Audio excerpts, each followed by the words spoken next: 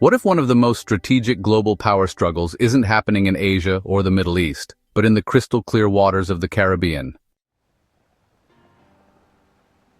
While tourists sip cocktails on beaches, a silent war is being waged between two of the world's superpowers, the United States and China. But it's not about missiles or tanks. It's about money, influence, ports, and promises. China is investing billions. The United States is pushing back. And caught in the middle, small island nations with everything to gain and everything to lose. So what's really happening in the Caribbean, and why should the world be paying attention?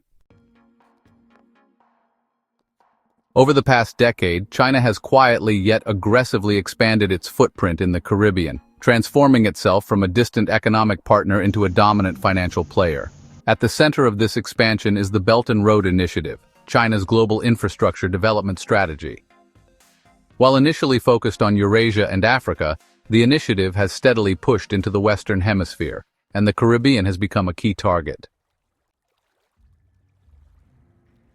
Why the Caribbean?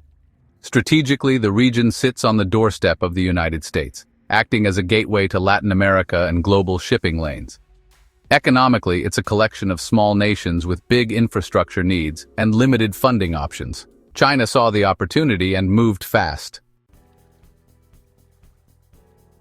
From Jamaica to Antigua, from the Bahamas to the Dominican Republic, Chinese state-owned enterprises have funded and built roads, bridges, stadiums, seaports, airports, and even government buildings.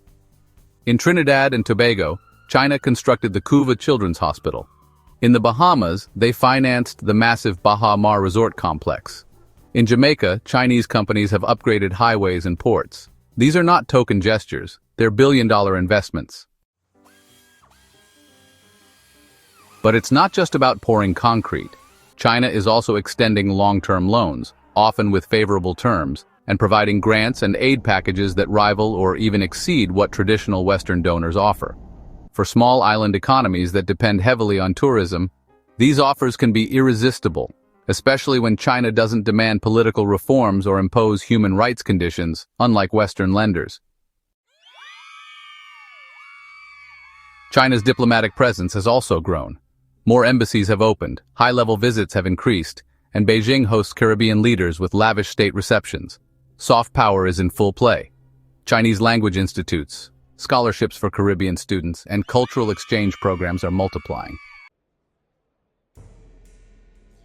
Critics, however, see this as part of a long game. By becoming a primary lender and builder in the Caribbean, China may gain leverage over strategic infrastructure, like ports that could be used for military logistics or trade advantages. There are fears of a debt trap, where countries become so indebted they're forced to make political concessions or hand over control of national assets. Supporters argue that no one else was offering these investments and the infrastructure is boosting development. Either way, China's rise in the Caribbean isn't hypothetical. It's already happened, and it's reshaping the region's economic and political landscape.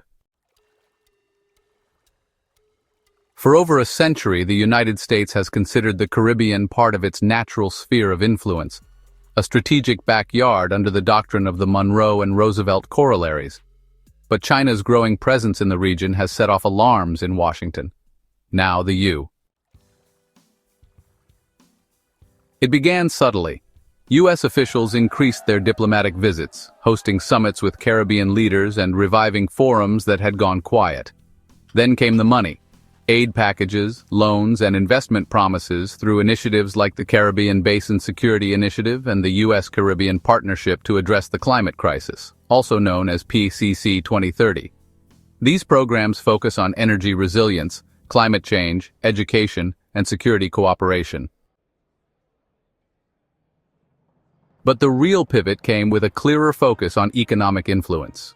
Through institutions like the U.S. International Development Finance Corporation, or DFC, the U.S. began offering low-interest loans and financing for infrastructure, hoping to provide an alternative to Chinese capital.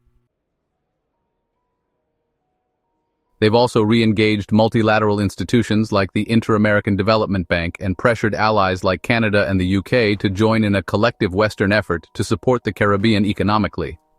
On the military front, the U.S. has quietly ramped up joint task force exercises, port visits, and humanitarian missions through 𝐻𝐸𝐿, the U.S. Southern Command.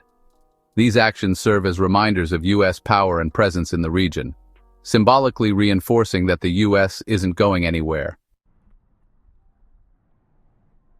But it's not all hard power. There's a public diplomacy campaign unfolding too. The United States is expanding scholarships for Caribbean students, launching media literacy initiatives, and amplifying its cultural and educational programs to compete with China's Confucius Institutes. In Washington's view, winning hearts and minds is just as important as ports and roads. Privately, however, U.S. officials express concern. They acknowledge that America lost focus in the Caribbean for years, assuming its influence would remain unchallenged. Meanwhile, China was offering tangible projects that Caribbean leaders could see and touch. While the United States offered speeches and delayed funding, it's a strategic wake-up call. The United States isn't just playing catch-up, it's trying to reframe the narrative. Instead of competing dollar for dollar, it's framing itself as the trusted long-term partner, warning that Chinese loans may come with hidden risks and long-term costs. But whether that message sticks depends on what happens next, and how deeply the United States commits beyond just responding reactively. Caught in the middle of this great power rivalry are the Caribbean nations themselves, countries like Barbados, St. Lucia, Grenada, and the Bahamas. For these small island states, the battle between the United States and China isn't just geopolitical. It's personal, practical, and often polarizing. On one hand, Chinese investments offer speed, scale, and minimal bureaucracy. When a government needs a new port, highway, or hospital, Chinese companies are ready to build, often faster than Western agencies can complete a feasibility study. For economies dependent on tourism, trade, and foreign direct investment, this speed can mean the difference between growth and stagnation. But with those benefits come risks, some of which are only now becoming clear. Several Caribbean nations now hold significant debt to Chinese banks. In countries like Jamaica and Suriname, critics warn that debt repayment terms could eventually limit national sovereignty, especially if defaults occur. China insists it does not practice debt trap diplomacy, but examples from Sri Lanka and parts of Africa have made policymakers in the Caribbean wary. Even more complex is the issue of political alignment. Accepting Chinese aid often brings with it a pressure to support Beijing's positions on the global stage, including sensitive issues like Taiwan, Hong Kong, and human rights. Some Caribbean nations have switched diplomatic recognition from Taiwan to China in exchange for investment, while others have resisted, preferring to preserve their autonomy. Then there's the U.S. pressure, quiet but real. Caribbean leaders report subtle warnings from American diplomats about the risks of doing business with China and fears that certain projects could be blocked from U.S. markets if they involve Chinese tech or security risks. Navigating between these two giants requires a delicate diplomatic dance. Public opinion adds another layer. In many Caribbean countries, there's admiration for China's ability to deliver results, but there's also skepticism, fueled by stories of foreign workers being imported for Chinese projects, limited local job creation, and murky contract terms. Some worry that Chinese-built infrastructure may benefit foreign interests more than the people living there. Ultimately, the region faces a hard choice: align more closely with one superpower, risk alienating the other, or try to remain neutral while maximizing benefits from both. It's a high-stakes balancing act. And for many Caribbean leaders, the goal is clear: preserve sovereignty, protect national interests, and avoid being turned into pawns in a global chess match. To understand why this silent battle matters so much, you have to zoom out. The Caribbean, though small in size and population, has become a microcosm of global competition, a case study in how 21st century influence is built not with bullets, but with banks, blueprints, and broadband. The region's geography alone makes it strategically invaluable. It sits at the crossroads of global shipping lanes just south of the United States, and acts as a gateway to Latin America and the Panama Canal. Whoever influences the Caribbean can shape trade, security, and even digital connectivity across the Western Hemisphere. That's why the United States is so sensitive about China's presence in the region, and it's also why Beijing is investing so heavily in it.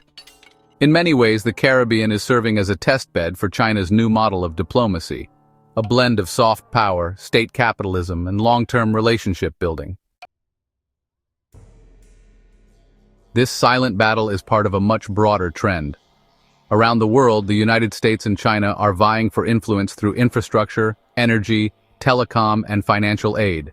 From Africa to Southeast Asia to Latin America, the contest is unfolding quietly but persistently, rarely with open conflict, but always with significant consequences.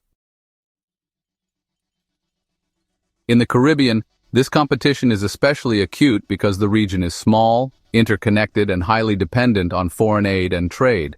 Small shifts in investment or policy can have outsized impacts. If China wins the loyalty of just a handful of island nations, it gains votes at the United Nations, access to shipping ports, and symbolic momentum in the broader global competition. But it's not just about influence, it's about norms and systems. Will the next generation of Caribbean infrastructure run on Chinese-built 5G networks? Will their ports be governed by Chinese digital logistics platforms? Will future trade and finance move through Chinese-backed digital currencies? These are the questions that keep strategists awake at night. For Caribbean nations, the challenge is even more immediate. Their choices will shape not only their own development trajectories, but also the future balance of power in the Americas. Whether they lean west, tilt east, or carve a path of independence, their role in this global game is bigger than ever. In this quiet but high-stakes power struggle, the Caribbean is no longer a passive player. It's a battleground, and potentially a blueprint for the future of global diplomacy. So where does the Caribbean go from here? With both the United States and China pulling in opposite directions, the region faces a critical fork in the road. But instead of being passive recipients of aid or pressure, Caribbean leaders are crafting new strategies focused on preserving sovereignty while leveraging opportunity. The first and most important step is strategic diversification. No Caribbean nation wants to be overly dependent on any single foreign power, whether that's Washington or Beijing. Increasingly, governments are pursuing multi-vector diplomacy, maintaining strong ties with the United States, accepting infrastructure investments from China, and engaging with other players like the European Union, Canada, and India. The goal? Create balance, avoid dependency, maximize flexibility. Regional organizations like CARICOM are also stepping up. There's a growing understanding that small nations are stronger together. By presenting a unified front, Caribbean countries can negotiate better terms, coordinate foreign policy, and resist being pitted against each other by outside powers. This unity will be key in ensuring that the region's interests come first, regardless of who's writing the checks. Another rising priority is transparency. In the past, some Chinese-funded projects in the Caribbean were approved behind closed doors, with limited public or parliamentary oversight. Now, citizens, civil society groups, and watchdog organizations are demanding more clarity about where the money is going, what the repayment terms are, and how projects benefit local populations. Technology also offers a way forward. The digital era gives Caribbean nations new tools to build partnerships on their own terms. By attracting private investors, launching regional fintech platforms, or using blockchain to increase financial transparency. Being small doesn't mean being powerless. With the right digital infrastructure and smart leadership, even microstates can punch above their weight in global affairs. Still, risks remain. A sudden economic crisis, political scandal, or natural disaster could shift the balance overnight, and external actors will continue to compete for access, influence, and strategic footholds. The region's best defense? A long-term strategy grounded in sovereignty, sustainability, and regional solidarity. Ultimately, the Caribbean's future won't be dictated solely by Washington or Beijing. It will be shaped by the choices of its own leaders, and the resilience of its people. In this silent but fierce battle for influence, the Caribbean has the most to gain, or the most to lose.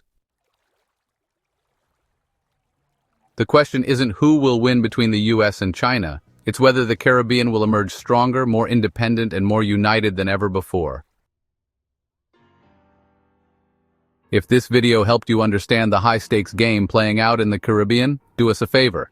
Hit that like button and subscribe for more deep dives into global power shifts. Got thoughts on China's role, US strategy, the Caribbean's path forward? Drop your insights in the comments. We read everyone. And if you know someone who thinks geopolitics is all about war zones and oil fields, share this video and show them what's happening just south of the US border. Thanks for watching, and remember, the most important battles of the 21st century won't always be loud.